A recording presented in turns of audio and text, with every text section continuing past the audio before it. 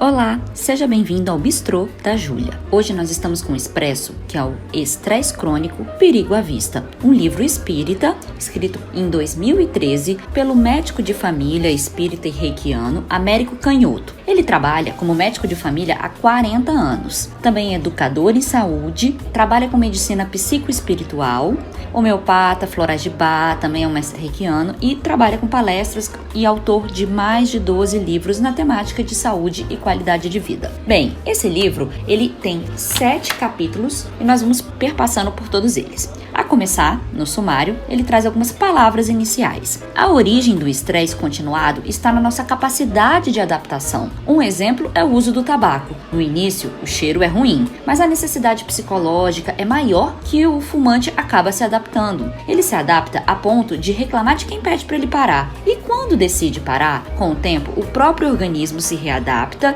e a pessoa já não gosta nem do cheiro. Também é assim com comida, com remédios e, inclusive, na vida afetiva.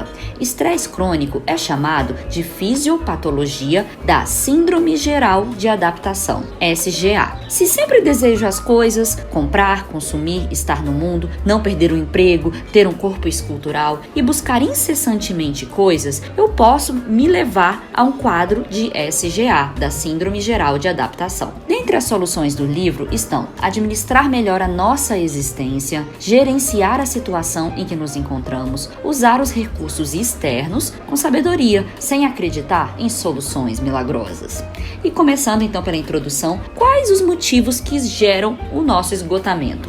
Em uma vida mal planejada, buscamos recursos externos para ajustar os problemas internos. Como exemplo, quando buscamos um empréstimo para uma vida financeira ruim, não há como ter solução. É preciso se reorganizar para ajustar os próximos anos. No estresse, é preciso observar uma situação saudável de uma situação doentia. A começar no capítulo 1, que é estresse agudo e saudável e o estresse crônico e doentio. Entre uma crise e outra, o organismo precisa de um tempo para se recuperar, pois, se ele se mantém assim, ele fadiga e morre. Situações de perigo do organismo: reação de alarme, fase de adaptação, que é quando você acostuma, fase de exaustão, quando se rompe um equilíbrio do corpo e vem doença e morte. Um exemplo é o diabetes, que sobe a glicose e, como na lei da física, tudo que sobe tem que descer. Logo vem uma hipoglicemia. Se permanecer assim, pode não ser reversível e a diabetes se manter, com todos os demais efeitos colaterais: zumbido no ouvido, mal-estar, suor em repouso. Até mesmo as crianças hoje apresentam esses problemas, imbuídos de problemas emocionais, na busca de ter, gozar e aparentar muito além do ser. É preciso discernir entre a necessidade e o prazer. Há uma geração de pessoas que se tornam pessoas analgésicas, que não toleram frustrações. Elas passam a vida vivendo e sendo vistas como agressoras, o que acentua o síndrome geral de adaptação e chegam facilmente à exaustão, não apenas na vida pessoal, mas no social e todas as demais esferas. Capítulo 2. Nós e o estresse. Há diferenças entre nós e os outros e sobre a nossa individualidade. Em um homem integral, os processos de crise e estresse agudo são logo resolvidos, gerando aprendizados. E esses aprendizados são incorporados instantaneamente no subconsciente. Mas como predomina em nós a desarmonia, tanto na personalidade quanto no caráter, muitas vezes os instintos, a razão, a emoção e os sentimentos não concordam e um quer uma coisa, o outro quer outra. O desenvolvimento da maturidade psicológica passa por trabalhar esses componentes da personalidade humana, atuando na razão e emoção. O pode, não devo, o que devo, ele gera um desencontro interior. E a nossa capacidade imaginativa nos leva a crises irreais. Na verdade, a crises totalmente reais, porque leva-se do imaginativo, do mental, para o corpo. O número de situações de estresse real a que estamos submetidos no dia a dia é mínimo se comparado com os episódios de estresse mental e emocional que nós mesmos inventamos e alimentamos. Como uma droga, o estresse vicia e é preciso se perguntar: estou acostumado ao estresse a ponto de me viciar? Um exemplo são as pessoas que gostam de adrenalina, esportes radicais. É uma das maneiras de extravasar esse vício. Os hormônios que são liberados no momento do estresse, eles aumentam a criatividade, a resolução de problemas. Mas, para sair desse vício estimulante, é preciso vontade e honestidade de propósitos com objetivo para além do corpo físico. É preciso compreender o processo como um homem integral, psico, físico, emocional e espiritual. Quando se escolhe manter um vício, que seja um modelo de vida, um estilo de prazer acima da necessidade, é preciso aceitar as consequências sem desculpas. Assumir que se deseja manter esse modelo de vida, mas somos seres interdependentes e essas consequências podem atuar em vidas próximas às demais, seja pelo exemplo, seja pela ausência de discernimento no seu papel como parte integrante de um mundo. E aí, seguindo o papel do estilo de vida na instalação e na manutenção do estresse crônico. Quem não é estressado hoje em dia é considerado preguiçoso. Há também um mundo consumista, onde o que você não consegue consertar, descarta-se. E é preciso observar que esse modelo tem sido levado inclusive para os relacionamentos. Descartam-se pessoas. O objetivo de resultado por metas, essa busca incessante de competição, tem trazido para as crianças um foco competitivo exacerbado dentro da educação, com viés egoísta. É preciso discernir. Até o momento do entretenimento infantil é focado em uma anestesia do tédio e com foco em venda de brinquedos e produtos. Não sejamos hipócritas. Todo cuidado é pouco com a educação das crianças, porque o que se planta se colhe sempre. Separar a verdade da mentira, a ilusão da realidade, torna-se cada dia uma tarefa mais complexa e urgente, pois informação é semelhante à comida.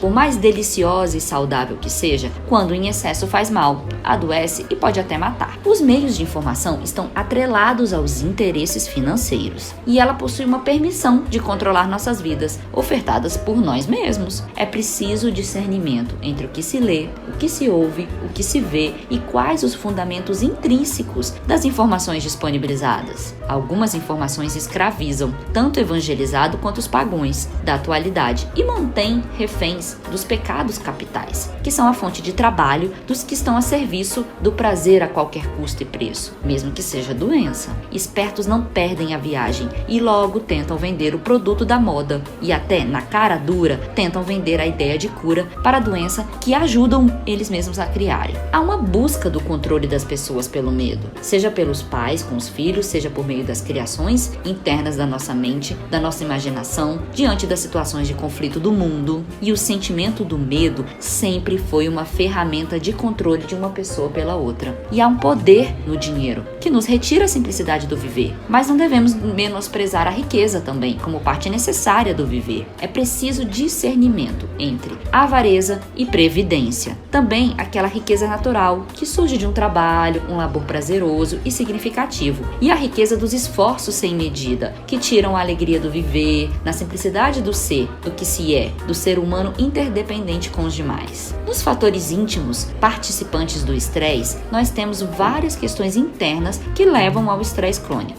Como exemplo, falta de maturidade. A falta de maturidade ela surge quando os prazeres infantis são mais desejados que assumir a responsabilidade por si mesmo. Essa palavrinha, responsabilidade, tem sido muito mal usada e ela envolve muito além do fazer e discernir. É preciso consciência para usufruir das vantagens de sermos adultos.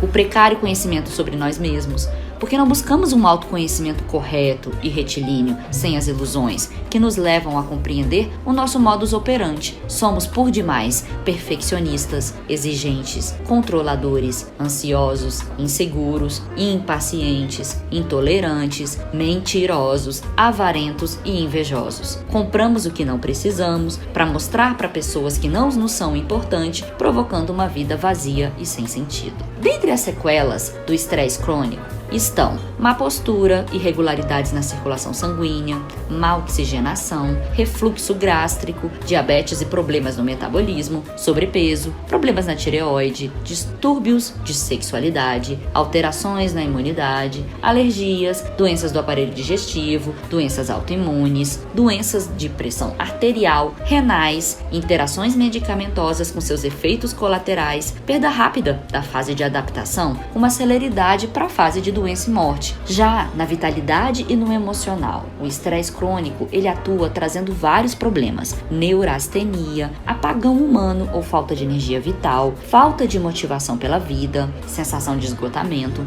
distimia, que é uma tristeza crônica, perda da esperança, perda das contenções sociais, doenças mentais, vazão da agressividade e violência, depressão, uma angústia existencial e pânico, ideias de suicídio e somatizações. Das alternativas para a convivência com estresse crônico. Para conseguir driblar esse estresse é preciso planejamento, muito trabalho e determinação. Dentre as possibilidades estão medicamentos, que é um recurso paliativo, como todo medicamento é, porque ao momento que o organismo se adapta, ele traz um efeito rebote. Paradas bruscas, como por exemplo, aposentadoria ou férias, que é uma redução total das suas atividades. Mas isso é muito perigoso. A parada deve ser programada e inteligente, pois a lei da inércia vigora também no nosso organismo. Todas as mudanças orgânicas e metabólicas, cessados os estímulos, irão perdurar durante horas, dias e às vezes até meses. A própria dinâmica do estresse, ele consome e metaboliza uma boa parte do que é produzido a mais. Contudo, quando entramos em um estado de repouso súbito, as substâncias e os hormônios, eles continuam a ser produzidos, desencadeando sensações que podem gerar sintomas de medo da morte, além de medo das doenças. Outra maneira de você driblar o estresse crônico é por meio de massagens e relaxamento passivo. Essas massagens, elas contribuem tanto para o corpo quanto para o espírito, para o mental, mas nem sempre nós temos essa capacidade financeira ou mesmo tempo para vivenciar isso. Praticar a mudança. Eis aí o elo fundamental e estruturante para alterar o seu estresse crônico. É primordial incluir aprendizados em todos os momentos de dores. Modificar o seu modo de pensar, sentir e agir é o que fundamenta uma mudança, que se utiliza então de recursos externos, tal quais citados como massagens, medicamentos, férias, mas que precisa agir num alicerce dos recursos internos. Assim, traz as mudanças reais de hábitos, de pensamentos e de emoções no modo de viver. Substituir o rótulo de problema por lição ajuda. Buscar conhecer a sua identidade, as suas tarefas, cultivar o prazer e a alegria pela lei do trabalho de se humanizar cada vez mais. Observe-se, reflita, aprenda sobre os seus limites. Controle o medo e a ansiedade doentios que são reduzidos com o uso da razão. Logo, ter razão e utilizá-la é de muito bom tom. Cuide do seu corpo. Não se utilize de atividades físicas que envolvam tanta competição, mas as atividades em grupos podem ser prazerosas. Cuide da alimentação, quebre a rotina, evite excessos e saiba ter disciplina. Tenha clareza dos seus desejos e intenções. Aprenda a lidar com o tempo. Separe o que é dos outros do que é seu. Elimine o pensamento mágico de soluções rápidas ou do sobrenatural acima da sua capacidade de resolução na vida. Não viva o caminho do meio na sua intimidade. Aqui vale citar que é preciso discernir o que é bom e o que é ruim para você. Tenha discernimento sobre o mundo do consumo. Conhece-te a ti mesmo para, posterior experiência de um estresse crônico, vivenciar a capacidade de viver a vida com prazer e alegria. Dentre as perspectivas e desfechos do livro, ele traz: desenvolva a capacidade de discernir, recicle as vontades de alegria e prazer, reconheça o nosso destino, possua metas claras de vida, responsabilize-se pelas suas escolhas e os seus efeitos. Aprenda a decidir, cultive ética e honestidade. Nunca peça desculpas ou se justifique. Faça diferente, mude a atitude. Conheça as leis que regem a vida. Utilizando-se das suas leis, junto com as leis da vida, você traz paz e harmonia. Guie-se pelos seus valores próprios. Avalie o que se está sendo feito. É realmente possível. Dê utilidade à sua existência. Evite realizar as tarefas alheias. Desenvolva um conceito de justiça. Respeite as pessoas em todos os sentidos. Manifeste sua opinião apenas quando for indagado. Não há uma resolução mágica, uma ajuda espiritual, um spa que solucione o estresse crônico. É preciso olhar para o alto, para o que é eterno, fugir do sofisticado e voltar-se para o simples. Ninguém é dono da verdade, é uma premissa para a atual circunstância de estresse crônico. Isso vale também para dentro da verdade, porque não existe uma verdade única. Somos seres individuais, interdependentes e temos várias maneiras de buscar as soluções do estresse crônico, e em diversas temáticas, podendo ser científica, moral, religiosa, marketing, estética, entre todas as outras oportunidades de prismas e percepções. Somente uma é impossível de solucionar, que é manter vitimismo e inércia, que podem gerar benefícios secundários, mas que derruba a sua vida e dos demais. Escolha o seu caminho, a sua visão, analise quais os sentimentos diante do melhor caminho e solução para você, e junto com as suas mudanças do pensar, sentir e agir, você consegue trazer a mudança necessária para manter a alegria de viver pós-estresse crônico. É isso aí. E se você ficou até aqui, eu te agradeço. Espero você no Expresso Duplo.